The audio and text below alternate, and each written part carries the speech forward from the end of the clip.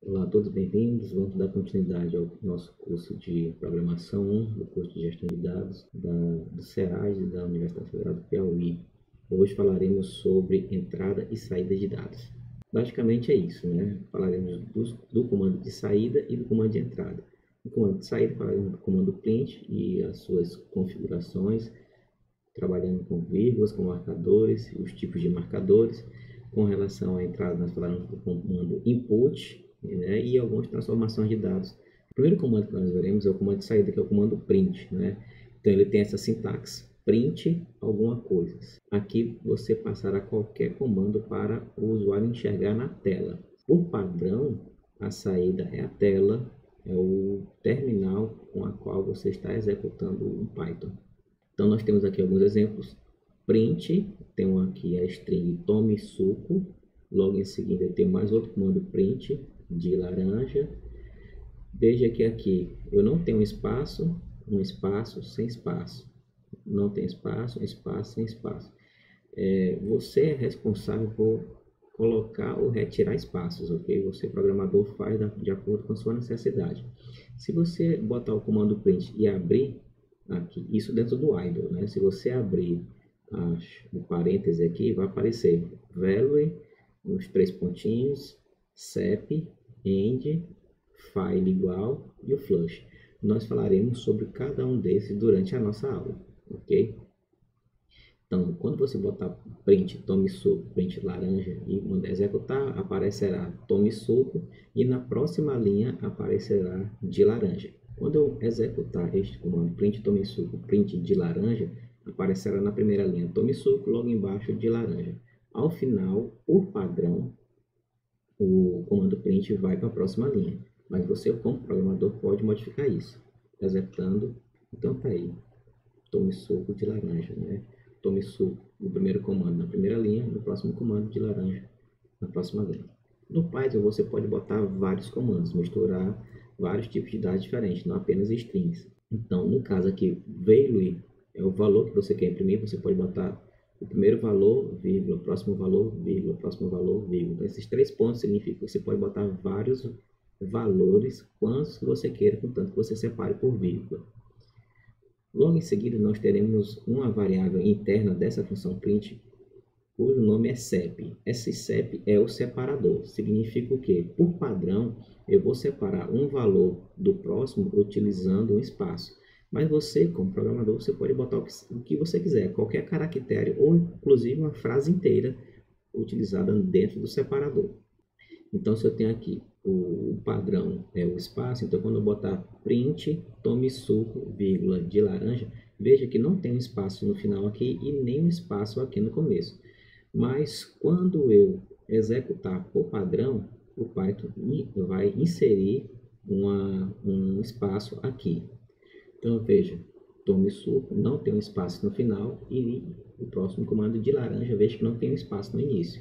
Mas, por padrão, nós vemos que o CEP, o separador, é um espaço em branco, né? Então, executando, então, o primeiro comando tome suco, o segundo de laranja e o terceiro tome suco de laranja, né? Os 3 comandos print.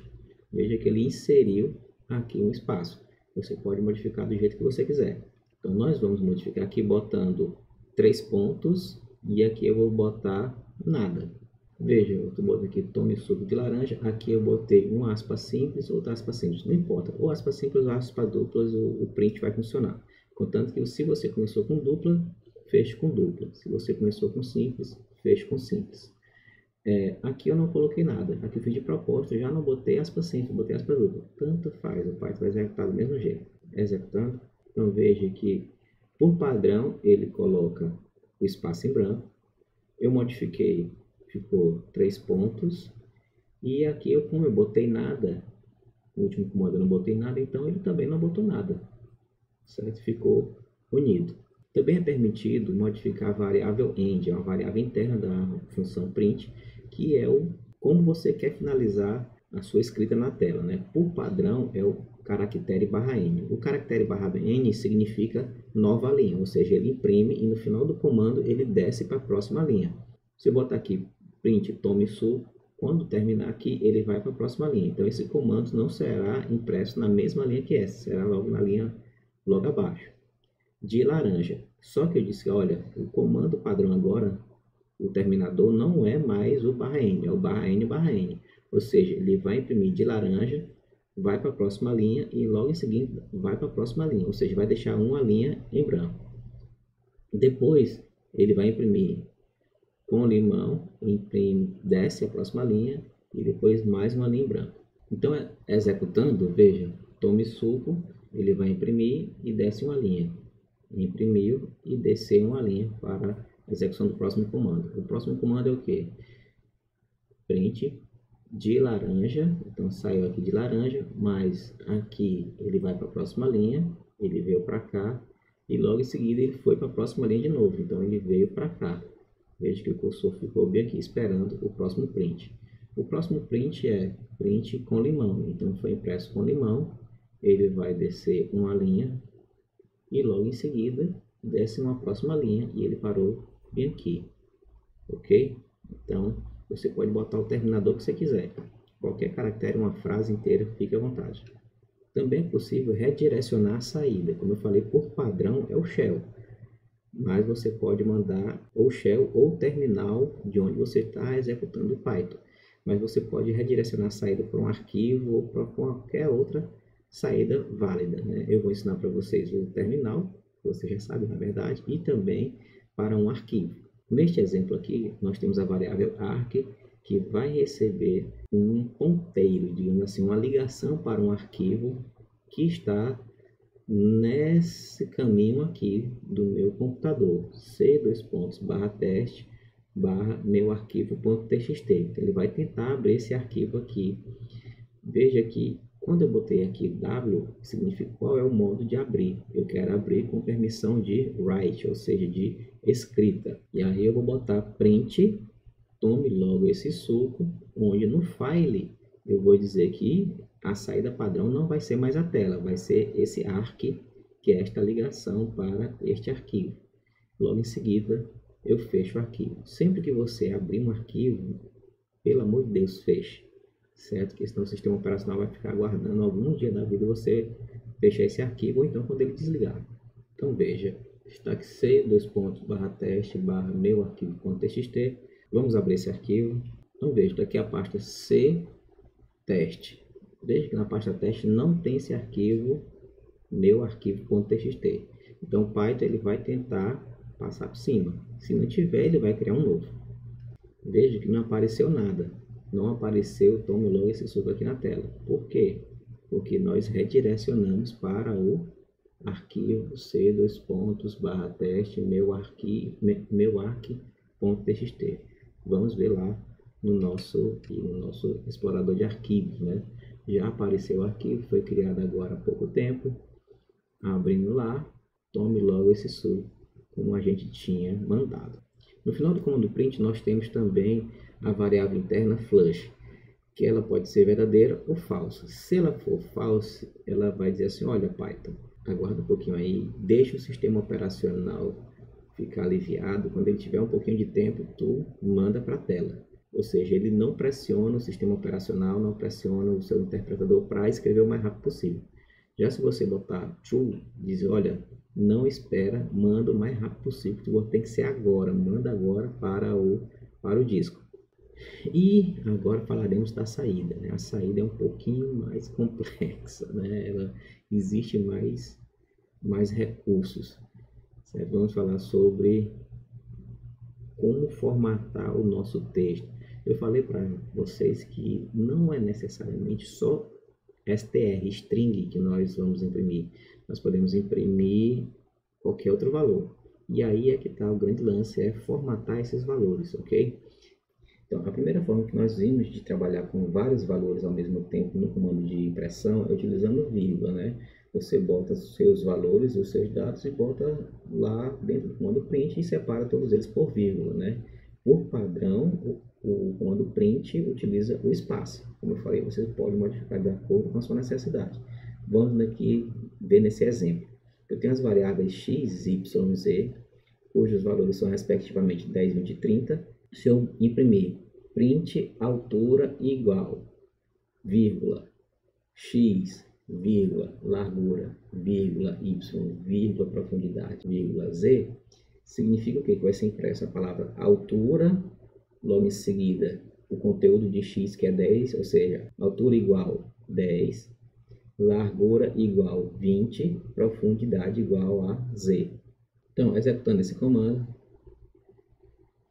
print altura x, x é 10, então altura igual 10. Veja que aqui ele colocou, eu não coloquei esse espaço, mas o Python inseriu um espaço aqui. Largura igual 20, está aqui, ele inseriu o espaço. Profundidade igual 30, está aqui, ele inseriu. Certo? Também é possível inserir através de marcadores. Essa é uma forma mais complexa, porém muito mais elegante e eficiente. Então, é obrigatório aprender a utilizar marcadores. No caso do marcador, nós utilizaremos o percent seguido de alguma coisa, certo? Que é a formatação de como você quer passar um determinado dado. Então, veja, estão aí os comandos.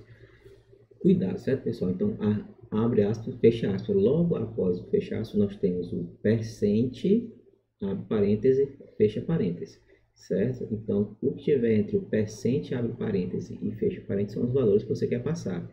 Cuidado com os tipos. Tente sempre botar dentro do mesmo tipo, certo? Dos tipos correspondentes.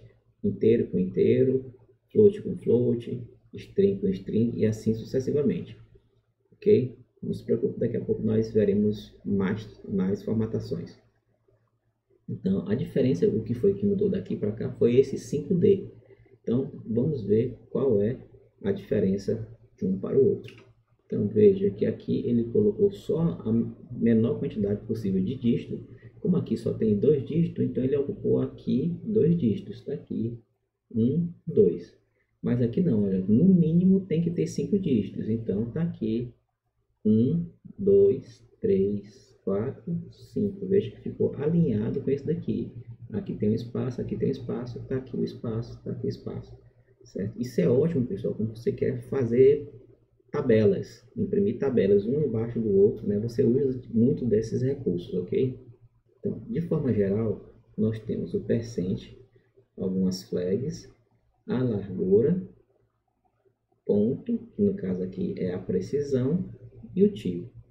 Um exemplo, nós temos aqui, percent 6, significa o quê? Olha, veja que o tipo é float, ou seja, será um número real, onde eu estou informando o seguinte, olha, o valor que eu quero tem que ter no mínimo 6 caracteres, já incluindo o ponto, ok? Então, esta é a largura. 1, 2, 3, 4, 5, 6. Então, o ponto é contado aqui, certo? Não ignore o ponto. E está aqui a precisão. Olha, a precisão de 2 dígitos. 1, 2. Nós teremos muito mais exemplos para mostrar. Vamos lá? Então, está aqui. Veja que a mesma formatação, 6 dígitos. Desses 6, 1 é o ponto e 2 é de precisão. Então, se eu imprimir aqui 23.789, veja que o aqui de precisão seriam 3, mas eu disse, olha, eu só quero com 2. Então, ele vai arredondar esse 89 para 9. Tudo bem? Aqui, se eu passar 0.039, também diz que só precisão 2. Então, ele vai arredondar isso daqui para 4.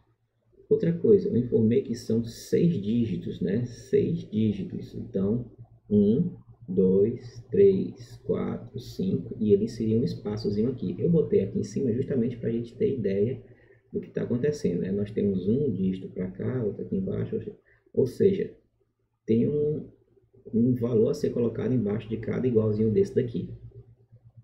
Então, ficou um espaço aqui porque eu só utilizei 5. Então, ele colocou um espaço aqui porque por isso que tem que ter no mínimo 6. Ele pode ter mais, mas no mínimo tem que ser 6. Aqui, veja que na parte... Aqui eu só gastei 1, 2, 3, 4. Então, como eu disse que o mínimo é 6, então ele vai botar 5, 6. Mesma formatação. 199.8. Mas eu disse qual é a precisão? 2. Então, ele vai colocar aqui um zerinho no final para obedecer isso daqui. 23, veja que eu passei o inteiro, mas eu disse, olha, eu não quero um formato inteiro, eu quero um formato float. Então ele vai colocar float, o pontinho aqui, o ponto flutuante, 00, porque eu disse que são 2 dígitos de precisão. E aqui eu tenho 1, 2, 3, 4, 5, 6, 7. Vixe, professor, 7 não cabe em 6, justamente, por isso que eu falei. No mínimo 6, certo? Ele pode ter mais, que é o caso, certo? Ele vai respeitar aqui a precisão de 2 dígitos, mas a parte inteira é de acordo com a necessidade. Que tipo de dados nós podemos passar aqui nas nossas flags, né? Então, D ou I, caso você queira trabalhar com decimal inteiro, com sinal, ou seja, negativos, zeros e positivos. Se você utilizar o U, será um decimal sem sinal. O O será octal, ou seja, um número inteiro será exibido no formato de octal. X de hexadecimal, no caso, quando for impresso o marcador de hexadecimal, vai ser o X minúsculo. Se você botar o X maiúsculo, o marcadorzinho de hexadecimal será o X maiúsculo.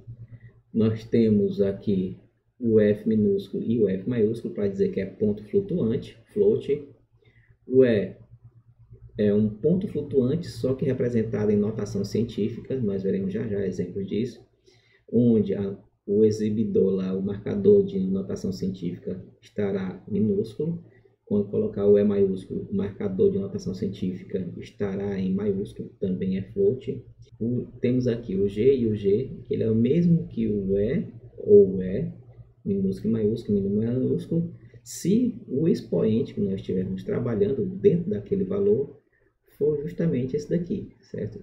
Estiver entre menos 4 e uma precisãozinha qualquer, né, que isso é interno, tudo bem?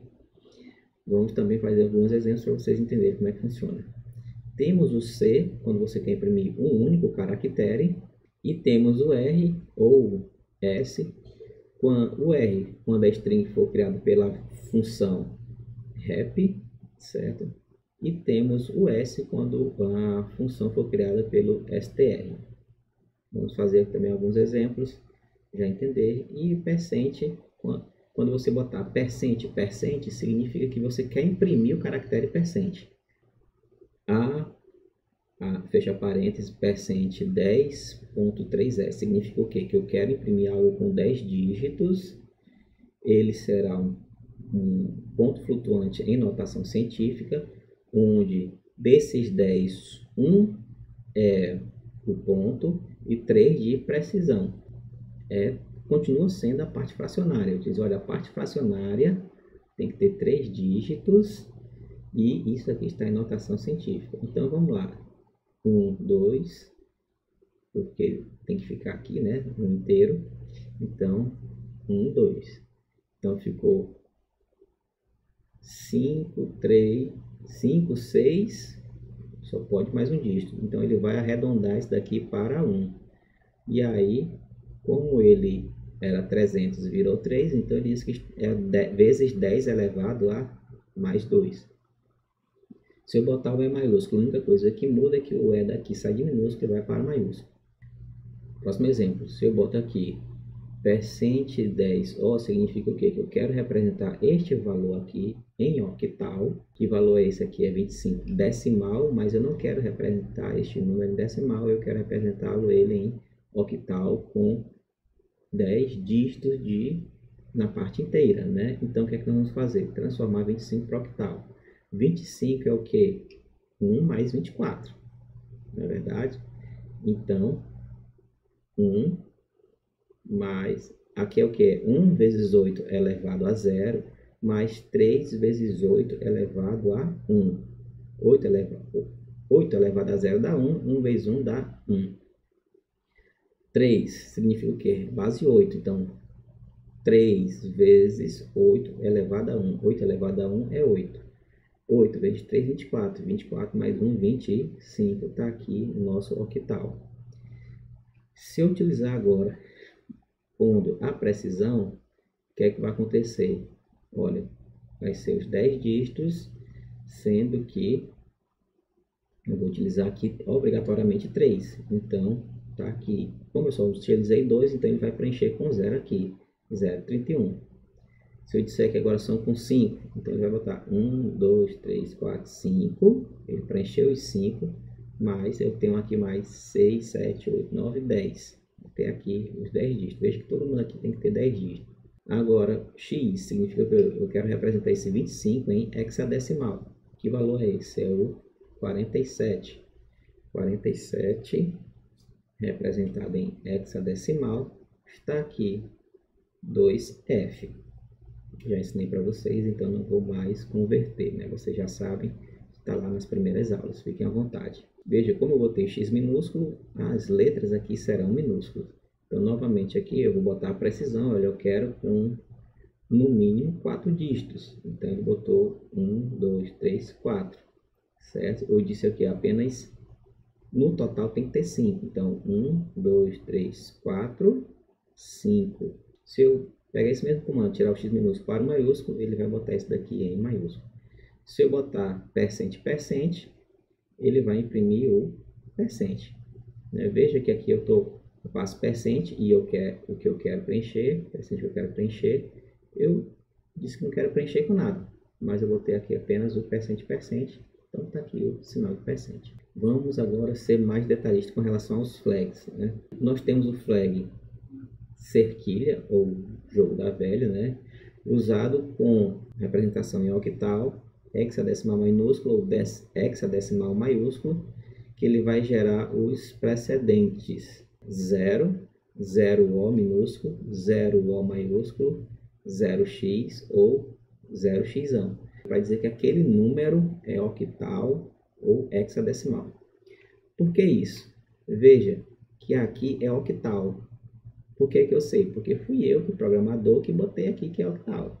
Mas se alguma pessoa chegar e ver apenas isso daqui, vai achar que isso daqui é decimal, que isso é decimal, que isso é decimal, que quem não sabe o que é hexadecimal não vai entender isso daqui, né? Então, o flag serve para dizer explicitamente que aquele valor aqui está em outra base que não é a base 10. Se você botar um flag zeros, significa que você vai preencher com zeros. Se você botou 10 dígitos e só usou 2, então ele vai botar 8 zeros na frente. Se você botar o sinal de menos, ele vai alinhar à esquerda. Por padrão, ele alinha na direita. Se não tiver o sinal de menos, ele vai preencher com espaço, como nós já vimos, né? Nos exemplos anteriores, ele sempre preencheu com espaço. Se eu colocar o mais, ele vai obrigatoriamente botar o sinal de positivo ou negativo. Então, no primeiro aqui, eu tenho o %, né? Então, ele vai dizer o quê? Olha, exibe com a base, se for octal ou hexadecimal. Então, aqui, como eu estou utilizando o hexadecimal, então ele botou o 0x. Ah, rapaz, então, obrigatoriamente, esse valor aqui é hexadecimal. Aqui, como eu não botei o %, eu só sei porque é hexadecimal, né? Vocês só saberão porque assistiram a minha aula, né? E sabem que 2F é um número hexadecimal. Mas ele não botou o marcador aqui dizendo. Eu botei agora, olha, eu quero com que apareça o identificador da base hexadecimal, utilizar no mínimo 5 dígitos e teremos a precisão de obrigatoriamente 4 dígitos, né? Então está aqui 1, 2, 3, 4, é obrigado a ter 4 dígitos. Este valor é um hexadecimal e aqui você vai dizer, olha, tem que ter um identificador de hexadecimal. Então está aqui. Então veja, 1, 2, 3, 4, 5, 6. Não importa, o mínimo tem que ser 5, certo? Então ele respeitou. Aqui eu tenho o valor 25, mas eu quero que ele seja representado em octal. Tem que ter o identificador dizendo na palavra que ela é octal e tem que ter no mínimo 5 dígitos, no mínimo. Então, 1, 2, 3, 4, espaço para ter os 5 dígitos. Próximo valor, eu estou dizendo, olha, exibe o valor 42 no formato de decimal inteiro, tem que aparecer o sinal dele e é só isso mesmo. Então, está aqui. Veja que eu não defini a quantidade de dígitos, então eu botou só o mínimo possível. Então, 1, 2, mais 1 do sinal. Se eu botar um espaço, né, ele vai colocar espaço. Veja que aqui eu coloquei espaço e aqui eu não coloquei. Então, ele não vai colocar o espaço aqui. Veja, comecei com 0, significa que eu vou preencher com zeros esse valor que está aqui, que tem que ter no mínimo 5 dígitos. Está aqui 1, 2, 3, 4, 5. Se eu botar aqui o sinal de menos, que eu vou alinhar à esquerda. E tem que ter 5 dígitos. Então, 1, 2, 3, 4, 5. Se eu mandar imprimir a próxima palavra, ela será impressa daqui para frente. Ela não será impressa aqui do ladinho. Se eu botar agora 5D, será 5D. Veja que esse é muito parecido com esse. A diferença é que esse está alinhado à direita, e esse está alinhado à esquerda. Então é isso, pessoal. Encerramos neste momento. Nós veremos na próxima. Tchau, tchau.